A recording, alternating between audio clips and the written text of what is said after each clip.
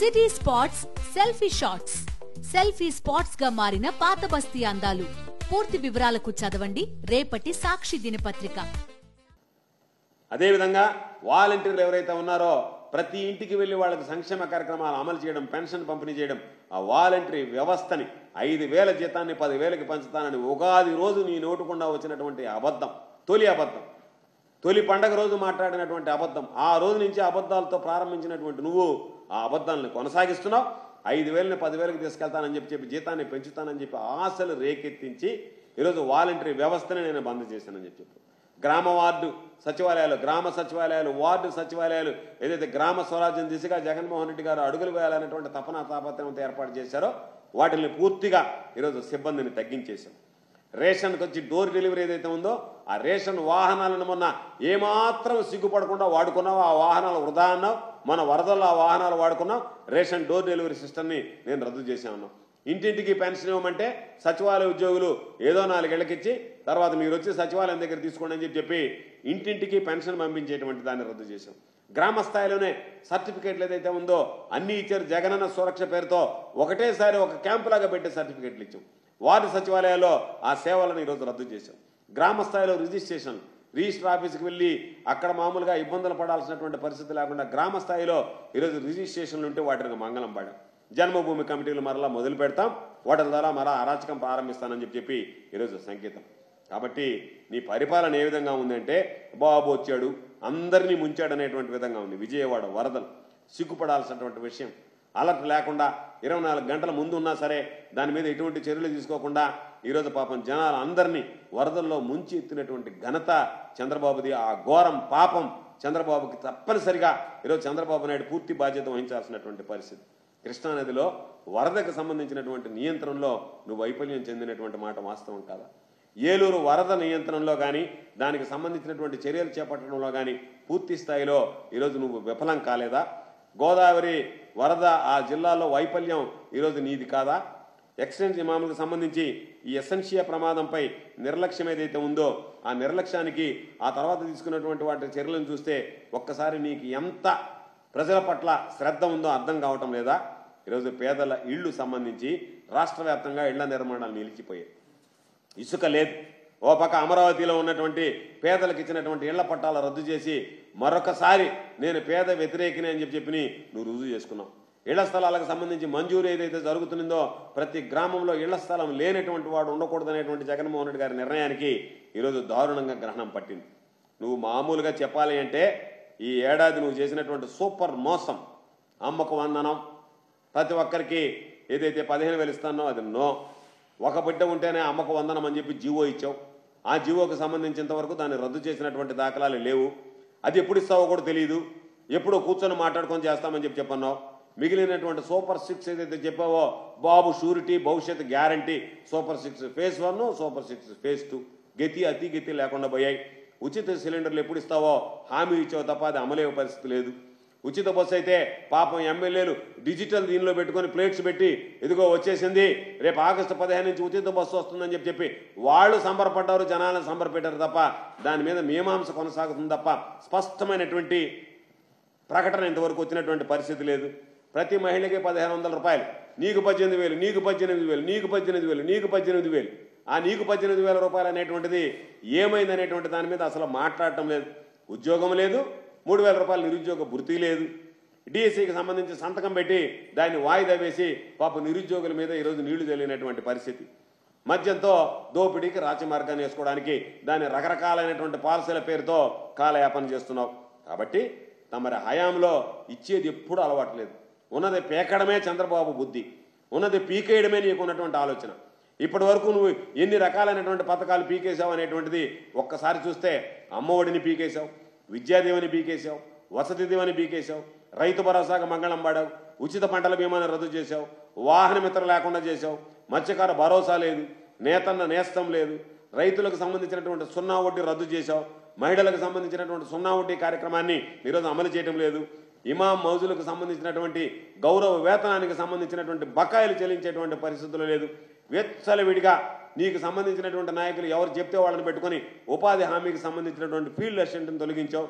మద్యం దుకాణాల్లో ఉన్నటువంటి పాపం చిరుద్యోగులు ఉంటే వాళ్ళందరినీ తొలగించేటువంటి కార్యక్రమం చేశావు. గ్రూప్ 1కి సంబంధించి కానీ గ్రూప్ 2కి సంబంధించి కానీ ఎక్కడ నోటిఫికేషన్ లేవు. కాబట్టి అవినీతికి గేట్లు తెరుస్తూ ఈరోజు రివర్స్ టెండరింగ్ ఏదైతే ఉందో జగన్మోహన్ రెడ్డి గారు పెట్టాడో ఆ రివర్స్ టెండరింగ్ రద్దు చేసి నీకు సంబంధించినటువంటి అవినీతి పరులు ఎవరన్నా ఉంటే వాళ్ళకి ఇష్టారాజ్యంగా టెండర్లు ఇచ్చి వాళ్ళకి పనులు చక్కబెట్టాలనేటువంటి ఆలోచన మాట్లాడుతున్నాం.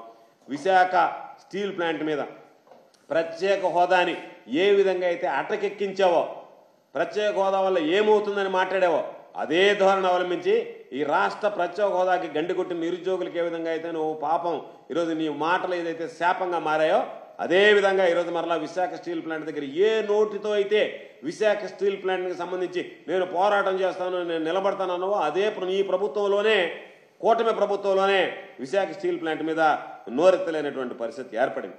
కాబట్టి ఉచితంగా ఉన్నటువంటి ఇసుకలో ఈరోజు విపరీతమైనటువంటి దోపిడీ ప్రారంభమైంది. దాదాపుగా 40 లక్షల టన్నుల ఇసుకని టీడీపీ నేతలు దోచుకున్నారు. ఎర్రమట్టి దిబ్బలను కూడా ఈరోజు వదలకుండా అక్రమ మట్టి రవాణా అవుతుంది. కాబట్టి ఈరోజు సీఎం టోటల్గా ఫెయిల్ అయింది. ముఖ్యమంత్రి కార్యాలయం అంటే అసలు కేంద్ర బిందువుగా పరిపాలనకు ఉండాల్సినటువంటి ముఖ్యమంత్రి కార్యాలయం విచ్ఛిన్నంగా తయారైంది. నువ్వు ఇచ్చినటువంటి ఐఏఎస్లు ఐపీఎస్లు ఎవరైతే ఉన్నారో దారుణంగా నీకు సంబంధించినటువంటి కార్యకర్తలకు వంతపడడానికి తప్ప ప్రజలకు సంబంధించి మేలైనటువంటి పరిపాలన అందించాలన్నటువంటి ఆలోచన లేదు. ఆ విధంగా వాళ్ళు అడుగులు వేయటం లేదు. ఈరోజు చూస్తే వరద సమయంలో అప్రమత్తం లేకుండా చోద్యం చూస్తూ ప్రజలను ఇబ్బంది పెట్టారు. ఈరోజు ఉన్నటువంటి ఎవరైతే ఉన్నారో అధికారులు వాళ్ళందరూ సహాయక చర్యల్లో ఘోర వైఫల్యం చెందారు. ముఖ్యమంత్రి కార్యాలయం అనేటువంటిది అసలు పనిచేస్తుందా అన్నట్టుగా ఎక్కడైనా బాధితుల పక్కకు వెళితే ఎక్కడ పైన పడతారని చెప్పి ముఖం చాటేసుకొని కేవలం పేపర్ల వరకే పరిమితమయ్యారు నీకున్నటువంటి మంత్రివర్గం. అదేవిధంగా నీ కార్యక్రమాల్లో మరొక ప్రధానమైనటువంటి కార్యక్రమం ఏంటంటే పోలవరంకు సంబంధించి దోపిడి బంగారు బాతులాగా దొరికింది. దాన్ని కొత్త డయాఫ్రమ్ వాల్ పేరుతో రకరకాలైనటువంటి నివేదికలు తీసుకొచ్చి దాని మీద డ్రామాలు ఆడుతున్నావు.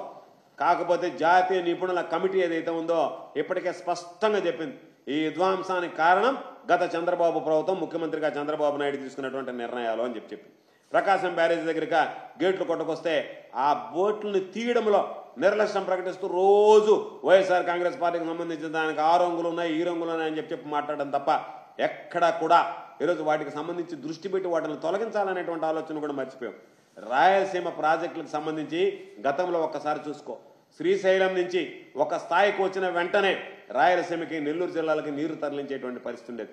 ఈరోజు నీ చేతకానితనం, నీ అనుభవ రాహిత్యం, నువ్వు చేయలేకపోయినటువంటి పని వల్ల ఈరోజు నీ పుణ్యమా అని నీరులన్నీ వెళ్ళి సముద్రంలో కలిసాయి తప్ప ఈరోజు రైతులకు ఉపయోగపడేటువంటి విధంగా ఆ రిజర్వాయర్లోకి నీళ్లు పంపలేక వైఫల్యం చెందినటువంటి ఘనత నీది. కాబట్టి ఇవన్నీ నీ దగ్గర జరిగాయి. నీకు ఓపిక ఉంటే, నువ్వు వింటాను అంటే, నువ్వు వినడానికి సిద్ధంగా ఉంటే 100 రోజుల్లో జగన్మోహన్ రెడ్డి గారు చేసినటువంటి పరిపాలన గురించి కూడా ఒక్కసారి నీకు త్వరగా వినిపించేటువంటి ప్రయత్నం చేస్తాం. ఎందుకంటే జగన్మోహన్ రెడ్డి గారు 100 రోజుల పరిపాలనలో 100కు పైగా నిర్ణయాలు తీసుకున్నాడు. ప్రజలకు ఇచ్చినటువంటి హామీలను నిలబెట్టాడు. ప్రజలకు సంబంధించినటువంటి సంక్షేమ కార్యక్రమాలు అమలు చేశాడు. ఎస్సీ ఎస్టీ బీసీలకు సంబంధించిన నామినేటెడ్ పదవుల్లో 50% ఇస్తానని చెప్పి 50% ఇచ్చాడు. పరిశ్రమల్లో స్థానికులకి 75% ఉద్యోగాలు ఇప్పించేటువంటి విధంగా చర్యలు తీసుకున్నాడు. రివర్స్ టెండరింగ్ తీసుకొచ్చి అవినీతి మీద ఉక్కుపాదం మోపాడు. అదేవిధంగా లక్షలాది ఉద్యోగాలకు సంబంధించినటువంటి భర్తీలకు సంబంధించినటువంటి ప్రక్రియ, సామాజిక విప్లవంలో సరికొత్తమైనటువంటి మార్పులు తీసుకొచ్చినటువంటి ఘనత ఈరోజు స్పష్టంగా జగన్మోహన్ రెడ్డి గారిని చెప్పుకోవాల్సినటువంటి పరిస్థితి. జగన్మోహన్ రెడ్డి గారు మే 30, 2019వ తేదీ ప్రమాణ స్వీకారం చేస్తే జూన్ 10వ తేదీ తొలి కేబినెట్ భేటీ జరిగితే దానిలోనే దాదాపుగా 80% ప్రజలకు ఇచ్చినటువంటి నవరత్నాలకు సంబంధించి స్పష్టత ఇవ్వడం జరిగింది. పరిపాలన ఏ విధంగా ఉండాలి, ప్రజలకు ఇచ్చినటువంటి హామీలు ఏ విధంగా నిలబెట్టుకోవాలనే దానికి ఈ దేశ చరిత్రలోనే రోల్ మోడల్గా ఆ రోజు జగన్మోహన్ రెడ్డి గారు నిలవడం జరిగింది. ఆ రోజు నుంచి తొలి అసెంబ్లీ సమావేశాల్లోనే, బడ్జెట్ అసెంబ్లీ సమావేశాల్లోనే చారిత్రాత్మకమైనటువంటి చట్టాలు చేసి ప్రజలకు అండగా నిలిచారు. సంక్షేమానికి సంబంధించినటువంటి క్యాలెండర్ విడుదల చేయడంలో కానీ ప్రతి ఒక్క విషయంలో ఎక్కడా కూడా ప్రజలకు ఇచ్చినటువంటి ప్రతి హామీని నిలబెట్టుకోవడంతో పాటు ఇవ్వనటువంటి హామీలను కూడా అమలు చేసినటువంటి ఘనత జగన్మోహన్ రెడ్డి గారి. 65 సంవత్సరాలు ఉన్నటువంటి పెన్షన్ని 60 సంవత్సరాలకు తగ్గించి ఈరోజు ప్రతి ఒక్క అర్హత కలిగినటువంటి వ్యక్తికి పారదర్శకంగా, నీలాగా ఈరోజు లక్షల పెన్షన్లు ఎత్తివేయలేదు, పారదర్శకంగా పరిపాలన ప్రారంభించినప్పటి నుంచి 2250 రూపాయలతో ప్రారంభించి 3000 రూపాయల వరకు తీసుకువెళ్ళినటువంటి ఘనత. అదేవిధంగా ఈరోజు చూస్తే కిడ్నీ బాధితులకు సంబంధించి ఆ రోజు 10,000 రూపాయలు ఇచ్చాడు. వాళ్ళు ఎవరైతే ఉన్నారో పాపం వాళ్ళకి పర్సంటేజ్ సంబంధం లేకుండా అంగవైకల్యం కలిగినటువంటి వాళ్ళకి 3,000 ఇచ్చారు. డ్వాక్రా మహిళలకు సంబంధించి వైఎస్ఆర్ ఆసరా పథకం ద్వారా ఏదైతే వాళ్ళకి చెప్పాడో ఎన్నికల నాటికి ఉన్నటువంటి బకాయిలు 4 విడతల్లో తిరిగి చెల్లించేశాడు. ఉగాది రోజున దాదాపుగా 25 లక్షల మందికి సంబంధించినటువంటి ఇళ్ల స్థలాలు ఇవ్వాలనేటువంటి నిర్ణయం తీసుకుని దాన్ని అమలు చేశాడు. అక్రమ మద్యం, నాటుసారా లాంటివి అరికట్టేదానికి గ్రామ స్థాయిలో, వార్డు స్థాయిలో ఈరోజు మహిళా పోలీసులు నియమించి వాటిని పకడ్బందీగా అరికట్టడంలో సత్ఫలితాలను ఇవ్వడం జరిగింది, సఫలం కావడం జరిగింది. పిల్లలకి సంబంధించి అమ్మ ఒడి ఇస్తానని చెప్పి 15,000 రూపాయలు జనవరి 26 నుంచి అమలు చేసి చూపించినటువంటి ఘనత జగన్మోహన్ రెడ్డి గారి. రైతాంగానికి అన్ని విధాల భరోసాగా ఉన్నాం. ప్రతి కుటుంబానికి రైతు భరోసా ఏదైతే 13,500 రూపాయలు చెప్పాడో 13,500 రూపాయలు ఇవ్వడం జరిగింది. 12,500 రూపాయలు అని చెప్పి 50,000 అని చెప్పి వచ్చిన తర్వాత 13,500 రూపాయలు ఇవ్వడం జరిగింది.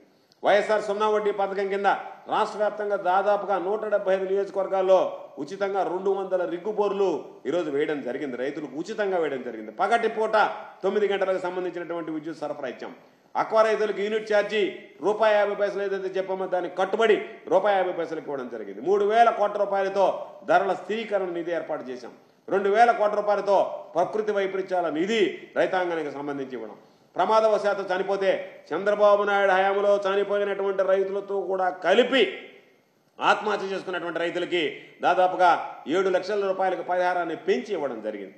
కాబట్టి ఎక్కడ కూడా కౌలు రైతులకు సంబంధించి 11 నెలలకు మాత్రమే హక్కు ఉంటుందని చెప్పి ఆ భూ యజమానుల్ని ఈరోజు ఒప్పించి వాళ్ళందరికీ కూడా ఎక్కడ ఇబ్బంది లేకుండా కౌలుదారుల చట్టాన్ని తీసుకొచ్చి CCRC కార్డ్స్ జారీ చేశాం. వాటి రైతు భరోసాతో పాటు పంటల బీమా కానీ, పంటల పరిహారం కానీ, ఈరోజు ఇన్పుట్ సబ్సిడీ అయితే ఏ సీజన్లో నష్టం జరిగితే అదే సీజన్లో ఇచ్చేటువంటి విధంగా చర్యలు తీసుకోవడం జరిగింది.